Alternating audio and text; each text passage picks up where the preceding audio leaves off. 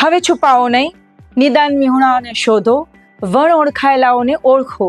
જી હા, આ છે આજે ઉજવાઈ રહેલા વિશ્વ થેલેસેમિયા દિવસની આ વર્ષની થીમ.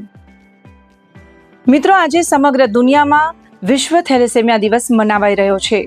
મોટા ભાગના લોકો થેલેસેમિયા અંગે અજાણ હોવાથી તેમના મનમાં સૌથી પ્રથમ એક જ પ્રશ્ન ઊભો થાય છે: થેલેસેમિયા એટલે શું? આ રોગ ગંભીર કેમ છે?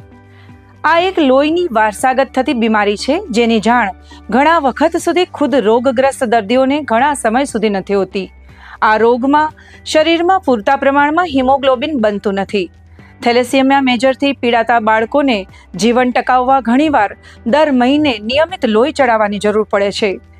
આ રોગ અંગે જાગૃતિ લાવવા અને થેલેસેમિયાગ્રસ્ત દર્દીઓને મદદરૂપ થવાના ઉદ્દેશથી થેલેસેમિયા ઇન્ટરનેશનલ ફાઉન્ડેશન દ્વારા 8 મે વિશ્વ થેલેસેમિયા દિવસ મનાવવામાં આવે છે.